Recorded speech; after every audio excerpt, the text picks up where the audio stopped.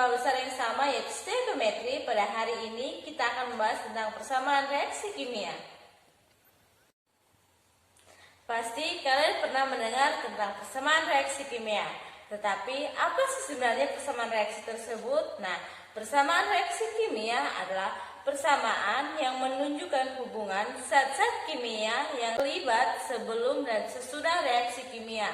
Nah, persamaan reaksi ini dinyatakan dengan rumus zat-zat yang bereaksi dan hasil reaksi, angka koefisien, dan fase atau wujud zat. Nah, dalam persamaan reaksi kimia, zat-zat yang bereaksi disebut dengan reaksi atau reaktan. Nah, reaktan atau reaksi ini dituliskan di sebelah kiri tanda anak panah. Sedangkan zat-zat hasil reaksi atau yang sering disebut dengan produk, nah itu dituliskan di sebelah kanan tanda anak panah. Kedua ruas ini dihubungkan dengan tanda anak panah yang menyatakan arah reaksi. Tahukah kalian persamaan reaksi pertama kali ditemukan oleh seorang ahli yaitu John Bevin pada tahun 1615. Nah, dalam sebuah persamaan reaksi dan produk dihubungkan melalui simbol-simbol yang berbeda. Nah, simbol anak panah satu arah menunjukkan reaksi searah. Simbol anak panah bolak-balik menunjukkan reaksi dua arah. Dan anak panah satu kaki berjumlah dua menunjukkan reaksi kesetimbangan.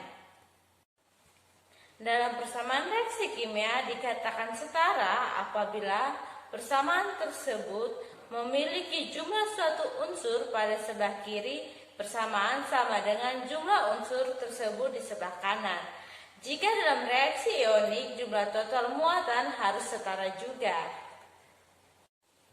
Dalam persamaan reaksi kimia dikenal dengan beberapa wujud zat. Nah, dalam reaksi kimia wujud zat ini harus dinyatakan dalam tanda kurung setelah rumus kimia.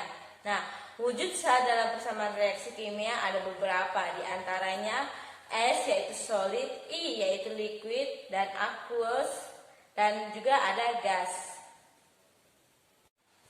Dalam persamaan reaksi kimia terdapat beberapa syarat. Yang pertama yaitu jenis unsur-unsur sebelum dan sesudah harus sama. Yang kedua, jumlah masing-masing atom sebelum dan sesudah reaksi selalu sama, sehingga memenuhi hukum kekekalan massa. Yang berikutnya, perbandingan koefisien reaksi menyatakan perbandingan mol. Khusus yang berwujud gas, perbandingan koefisien juga menyatakan perbandingan volume dengan suhu dan tekanan yang sama, sehingga jumlah koefisien dari setiap unsur baik di ruas kiri maupun di ruas kanan haruslah sama. Selanjutnya, reaksi dan hasil reaksi dinyatakan dengan rumus kimia yang benar. Wujud zat-zat yang terlibat reaksi harus dinyatakan dalam tanda kurung setelah rumus kimia. Contoh soal, natrium hidroksida direaksikan dengan asam klorida, menghasilkan natrium klorida dan air. Maka tuliskan persamaan reaksinya. Kita ketahui bersama bahwa natrium hidroksida memiliki rumus kimia yaitu NaOH, sedangkan asam klorida memiliki rumus kimia yaitu HCl. Sedangkan natrium klorida memiliki rumus kimia yaitu NaCl dan air memiliki rumus kimia yaitu H2O. Di soal dikatakan bahwa natrium hidroksida direaksikan dengan asam klorida. Oleh sebab itu, NaOH harus kita hubungkan dengan tanda plus yang menyatakan bahwa mereka sedang bereaksi, sehingga NaOH plus HCl menghasilkan NaCl plus H2O.